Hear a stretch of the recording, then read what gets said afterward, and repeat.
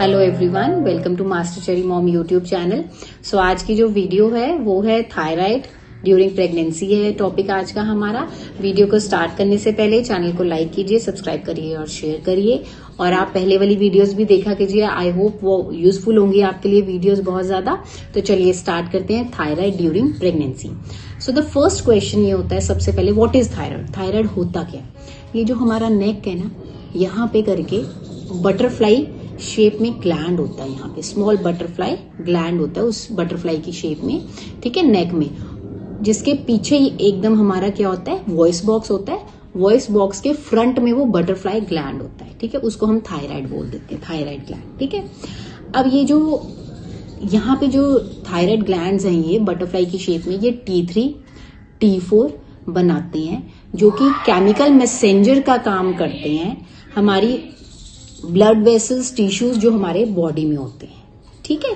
T3 T4 जो होते हैं वो केमिकल मैसेंजर्स का काम करते हैं हमारे बॉडी ब्लड वेसल्स और टिश्यूज में, हमारी बॉडी में जो होते हैं, ठीक है।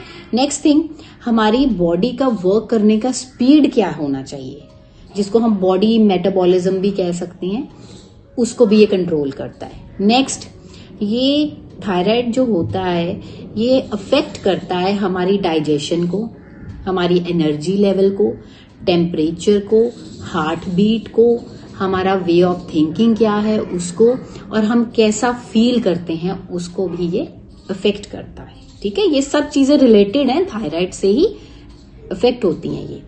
अब इसके बाद नेक्स्ट क्वेश्चन आता है, टाइप्स ऑफ थायराइड्स कितनी होती हैं? दो टाइप्स के होते हैं, एक होता है हाइपोथायराइडिज्म, एक होता है हाइपरथायराइडिज्म, ठीक है। जो हाइपोथायराइडिज्म होता है, हाइपो में ये होता है कि T3 T4 जो होता है ना वो कम बनता है, और TSH जो होता है वो हमारे ब्रेन में होता है वो ज्यादा बनता होता है, ठीक है। तब हम कहते हैं कि हाइपो वाला थायराइड हो गया, ठीक है। और हाइपर होता है, एक होता है हाइपरथायराइडिज्म, उसमें क्या होता है T3 T4 जो होता है ज्यादा बनता होता है, और TSH जो ब्रेन में होता है वो कम बनता होता है, ठीक है। अब चाहे हाइपो हो चाहे हाइपर हो, दोनों की जो नॉर्मल रेंज होती है वो 1 to 5 होती है, लेकिन प्रेगनेंसी में रेंज जो होती है वो 1 to 3 के बीच में होती है, ना तो 1 to 5 के बीच में। इस चीज का खास ध्यान रखना है। ड्यूरिंग प्रेगनेंसी जो नॉर्मल रेंज होती है TSH की वो होती है 1 to 3 के बीच में, ना कि 1 to 5 के बीच में। क्योंकि मैक्सिमम नंबर ऑफ टाइम्स क्या होता है, डॉक्टर जब टेस्ट करवाते हैं स्टार्टिंग में, मेरा भी TSH का टेस्ट हुआ था, मैं आपको रिपोर्ट शेयर करूंगी एंड में, उसमें कई बार ना 4 आ जाएगी रेंज, 3.5 आ जाएगी, 4 आ जाएगी, तो डॉक्टर कहते हैं, कुछ डॉक्टर्स होते हैं वो कहते हैं नॉर्मल है। नो, वो नॉर्मल नहीं होता। आपने डॉक्टर से फिर भी मेडिसिन जो है लगवानी है, उन्हें बोलना है कि अगर इंक्रीज करना चाहते हैं डोजेज तो करो, ये मस्ट है, जरूरी होती है चीज, इसको इग्नोर मत करिएगा, ठीक है। अब इसके बाद देखिए, अगर आपको हाइपो वाला थायराइड है ना, हाइपो वाला जिसमें TSH एक्सेस में बनता है, उसमें आपको मेंस्ट्रुअल इरेगुलरिटी होता है, आपका साइकिल जो होता है वो इरेगुलर होता है फीमेल्स में, ये भी आप देखिएगा। अब अगर आपको हाइपोथायराइडिज्म है जिसमें TSH एक्सेस में बन रहा है, तो उसमें आपको क्या फील होता है? चिल्स होता है, आपको थकावट होगी, आपको नींद जरूरत से ज्यादा आएगी, आपको लेजीनेस बहुत रहेगी, और प्रेगनेंसी के टाइम में आपको स्वेलिंग हो सकती है। फिर जो स्वेलिंग होती है वो ऐसी स्वेलिंग नहीं होती है जो नॉर्मल एक प्रेग्नेंट लेडीज को होती है, वो कुछ ज्यादा ही एक्सेस में स्वेलिंग होती है, ठीक है। फिर आपका वेट एक्सेस में गेन होने लग पड़ता है, ठीक है। स्किन जो होती है ड्राई हो जाती है, हेयर फॉल होता है, नेल्स जो होते हैं एकदम ब्रिटल हो जाते हैं, ऐसे करने से ही टूट जाते हैं, ठीक है। और आप क्या होते हो, आपको ध्यान नहीं रहता है, you are not able to recall, आपको याद नहीं आती है कुछ चीजें, आप भूल जाते हैं, कंफ्यूज होना शुरू हो जाते हैं, ठीक है।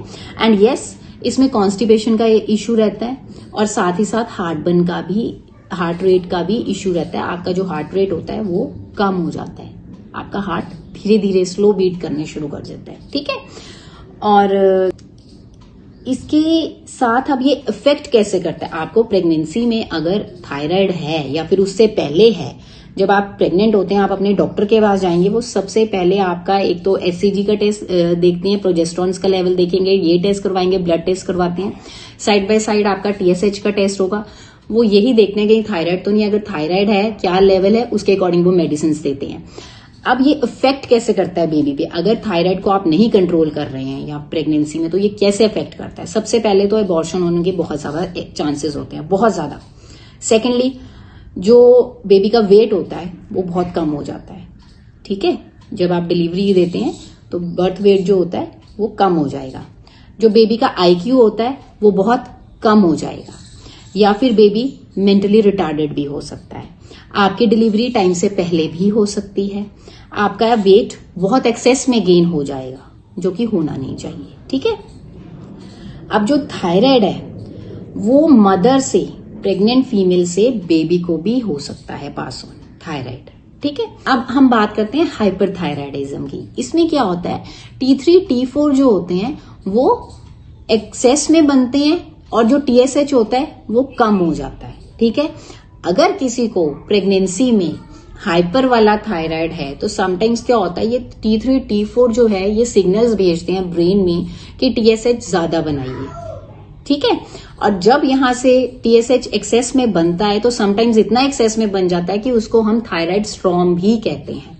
तो इस चीज का बहुत ध्यान रखना होता है कि ये it should be in control, ये कंट्रोल में रहे। ठीक है, अच्छा, अब इसमें क्या क्या प्रॉब्लम्स आती हैं? अगर आपको हाइपर वाला थायराइड है, आपका भूख आपको नहीं लगेगी, आप नर्वस रहेंगे, आपको डायरिया हो जाएगा, आपको नोजिया फील होगा, फिर आपका वेट बहुत ज्यादा एक्सेस में लॉस हो जाएगा, फिर आपको नींद नहीं आएगी, आपकी हार्ट बीट जो है बहुत ज्यादा होगी, बहुत हाई रेट होगा, आपका हार्ट रेट जो होगा वो बहुत एक्सेस में होगा। ठीक है, अच्छा, अब आप देखिए कि जब आपको सिग्नल्स ब्रेन में जा रही हैं कि आपका TSH नहीं बन रहा है, तो जो एक हमारा HCG जो एक हार्मोन होता है प्रेगनेंसी में, जो प्रेगनेंसी को सपोर्ट करता होता है, वो क्या होता है, वो इंक्रीज होता है। जब वो इंक्रीज होता है ना, और एक एस्ट्रोजन हार्मोन्स होते हैं, तो उससे क्या होता है कि ये हाइपरथायराइड जो है होता है, इंक्रीज हो जाता है या फिर हो जाता है किसी को ये वाला थायराइड। ठीक है, अब आपने ध्यान रखना है कि आपने इसको कंट्रोल में रखना है। वो आप कैसे रख सकते हैं? सबसे पहले तो मैं इसका आपको डाइट बताती हूँ कि आपने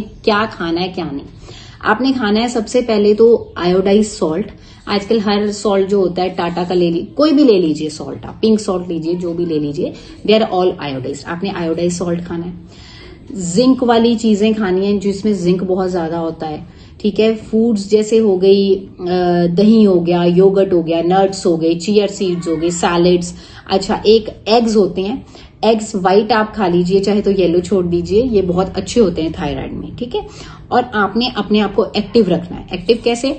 घर का काम कर लीजिए छोटा मोटा जो आप कर सकते हैं। ठीक है, और वॉक कर सकते हैं, आप एक्सरसाइज कर सकते हैं, बट किसी इंस्ट्रक्टर के थ्रू ही एक्सरसाइज करिएगा प्रेगनेंसी में, ऐसे नहीं। आप वॉक कर लीजिए पार्क में, it's more than enough, morning evening में। ठीक है, अब इसका टेस्ट कैसे होता है? आप कहते हैं कि आजकल वैसे कहते हैं कि आप खा पी के भी जा सकते हैं, लेकिन आप बिना खाए पिए जाइए, भूखे रहो, कोई बात नहीं। लैब खुल जाती है आजकल, हर लैब खुल जाती है, या फिर घर से भी सैंपल ले लेंगे, वो आपका ब्लड टेस्ट, ब्लड सैंपल लेंगे।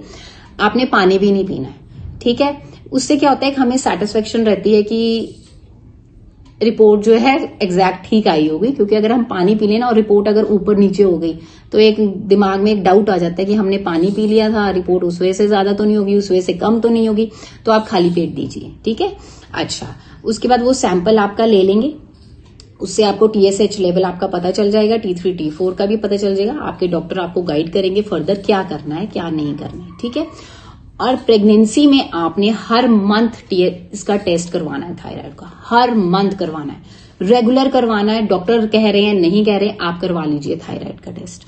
ठीक है, इसको इग्नोर मत करिए। Okay, next comes treatment. इसका ट्रीटमेंट कैसे किया जाता है? फर्स्ट थिंग, एक तो मंथली चेकअप आपने करवाना है। ठीक है, उसके बाद डॉक्टर आपको मेडिसिन देंगे, वो आपने खानी है। थायराइड में भी आपने खानी है, प्रेगनेंसी के टाइम पे भी आपने मेडिसिन थायराइड की खानी है, आप छोड़ेंगे नहीं उस मेडिसिन को। ठीक है, वो आपके लेवल के अकॉर्डिंग उस मेडिसिन को इंक्रीज कर देंगे।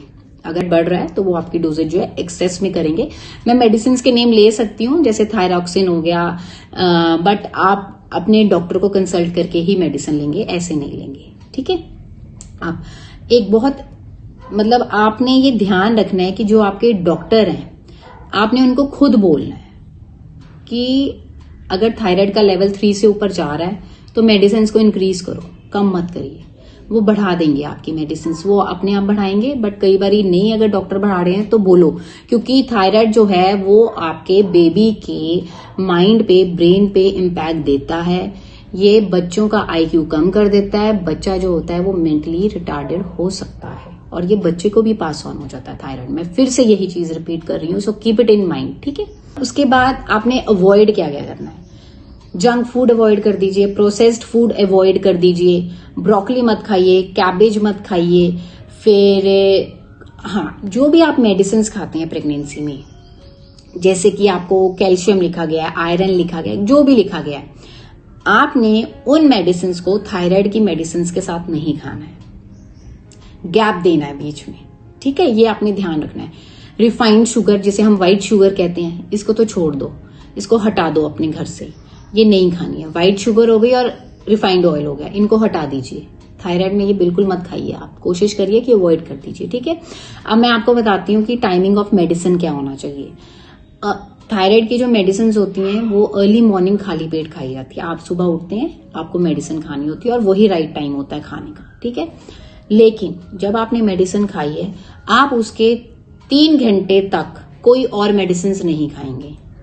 ये आपने ध्यान रखना है, क्योंकि अगर आपने किसी और मेडिसिन इसके साथ में ली हैं तो आपकी जो थायराइड की मेडिसिन है, बॉडी उसको एब्जॉर्ब कर ही नहीं पाएगी, तो उसका इम्पैक्ट होगा ही नहीं, वो आपको फायदा कहीं से दे ही नहीं पाएगी।